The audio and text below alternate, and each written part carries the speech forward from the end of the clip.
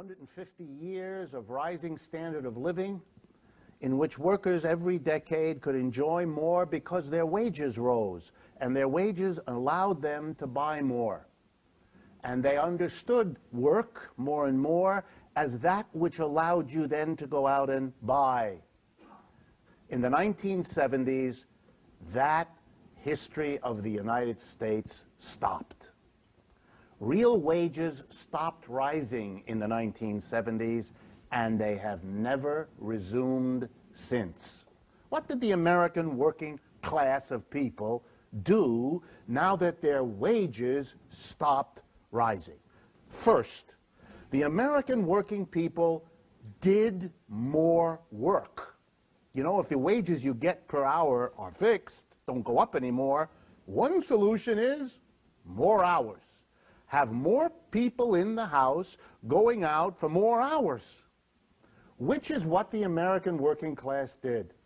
Between the 1970s and today, the average number of hours worked per year by an American rose by about 20%. That's a lot. We work 20% more hours on the job than we did 30 years ago. By comparison, for example, if you look at France, Germany, and Italy, over the same period of time, the average number of hours worked by those folks dropped by 20%. Americans who are fortunate enough to go to Europe on summer vacations often come back scratching their heads about the wonderful way those people have of living at a more humane pace. There's nothing mysterious about it. Americans are working their rear ends off, and the rest of the world, the industrial world, isn't.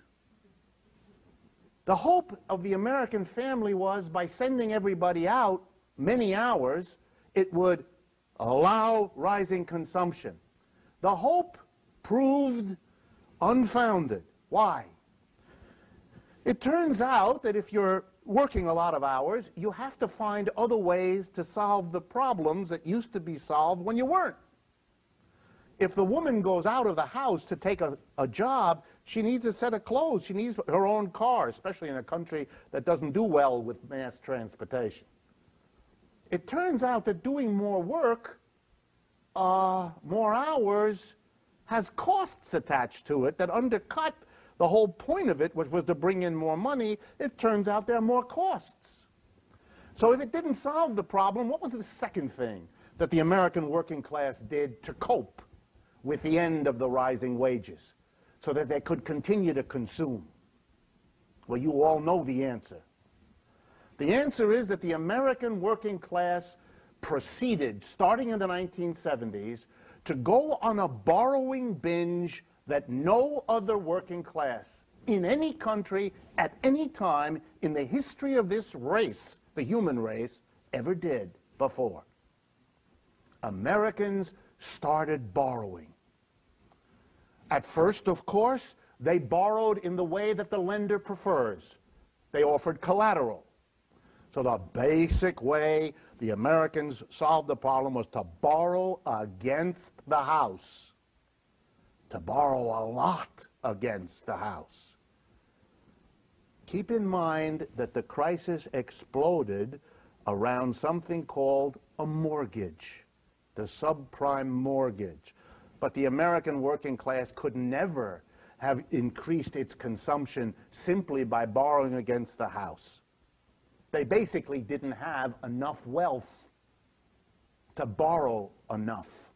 Something had to be invented, a way to lend to the American people massive amounts of money with no collateral at all. And that way was found.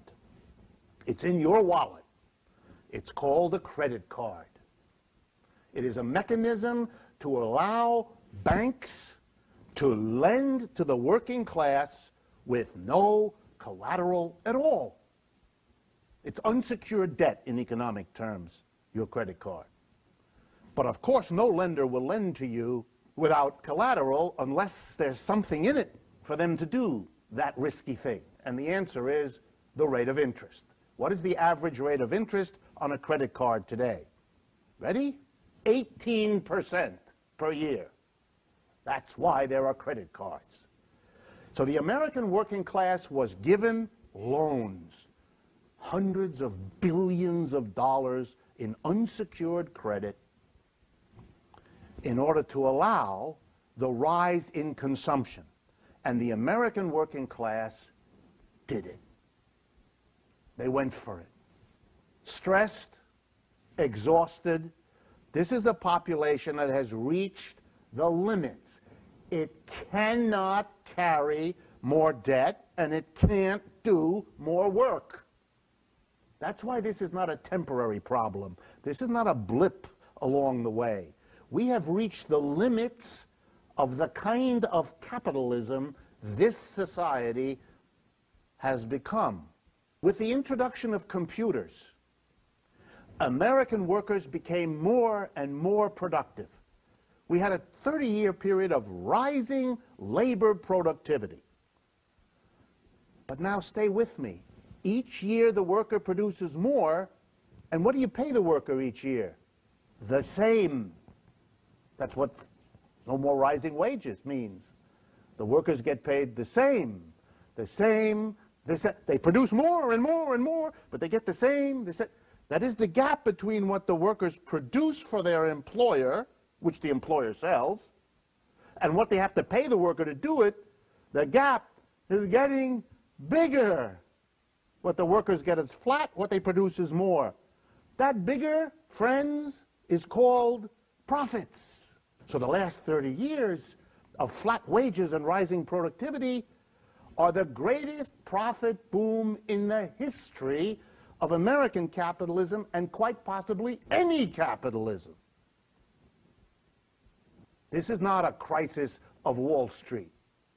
This is not Wall Street doing something that Main Street is left out of. Not at all.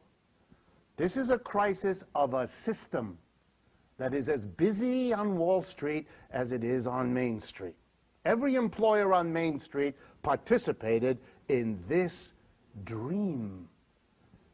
This is an employer's fantasy come true. I pay my workers the same, and they work more and more for me. They produce more and more for me, and I don't have to give them more at all. This can't be real. Pinch myself. It was. And it produced in the business community a kind of wild euphoria. Nobody could quite understand it. As the 70s became the 80s and the 80s became the 90s, the profits were unbelievable. And we know what they did. We all do. First thing they did, understandably, they began paying themselves levels of wages and bonuses nobody ever heard of before. Large corporations paid their people tens, hundreds of millions of dollars in annual salaries. Where'd that money come from? I just told you. What else did they do? They began to go through an orgy of something that's called mergers and acquisitions. They bought each other. Companies had huge amounts of money and bought other companies. Are you annoyed by a competitor? Buy them. Are you troubled by a foreigner who's stealing your market? Buy them. And you had the money to do it. What else did they do? Interesting. They put their money in the bank. And the bank suddenly discovered wild amounts of money coming in from corporations. Deposited in the banks. What you do with your profits while you're figuring out what else to do with them. You put them in the bank. And the banks became repositories of enormous amounts of money. And then the corporations and the banks, about the same time, discovered a remarkable thing that they could do with these profits. And if I can get this across, I think you will see and be able to hold in your mind the touchstone of the new American economy, which is now collapsing. Banks and large companies discovered a very profitable way to use their new huge profits. They would lend them to the employees. That is, the way that the employees could raise their consumption when their wages didn't go up anymore was to borrow the money that their frozen wages made possible to their employers. To understand the American economy in the last 30 years then amounts to this. Employers no longer raise the wages of their workers. Instead, they lent them the money.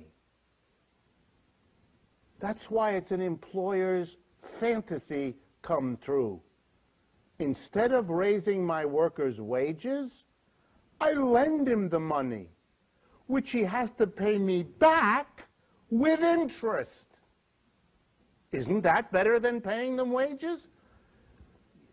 This is nirvana, or as close as business gets to nirvana. And so the American business community became excited that the money they got from the wages they didn't have to pay could now be doubled. We not only got more output from the worker without paying him, but we could lend him at high interest on top of it.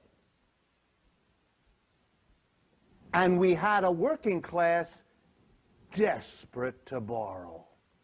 Perfect. We've got the money to lend. They're desperate to borrow. A marriage made in heaven. And so it was. So the American business community, directly or through the banks, got into the business of lending. You all know that corporation, or some of you can remember it, General Motors, famous for producing automobiles. Over the last 30 years, General Motors became a very different entity. It created a subsidiary called GMAC, General Motors Acceptance Corporation. It is a bank. It lends money. It began by lending money to people to buy cars because their wages couldn't pay for them. Then it discovered you could make more money off the interest of the loan than you could make profit from the car. And so General Motors became a bank, became much more interested in being a bank than in being a car, something we now notice the results of. They don't make cars very well, but they're a great bank. Their only mistake was, about 10 years ago, they branched out. They were making so much money, and instead of just lending to people to buy cars, they became a general lender and went into the mortgage business. Wrong decision, wrong time. But General Motors has specialized in wrong decisions at the wrong time for 30 years. Banks got into it, lending to everybody. We all became used to the following phenomena. I don't know about you, but I must get 2 to 3 solicitations for credit cards a week in the mail, none of which I request. It's so profitable to push debt on the American people that everybody does it. It is a society out of control. It is a profit bonanza looking for more ways to make money. And the financial sector on Wall Street responded to this situation. It didn't create it. It got its hands on the money and found new ways to lend new people new loans at high interest rates.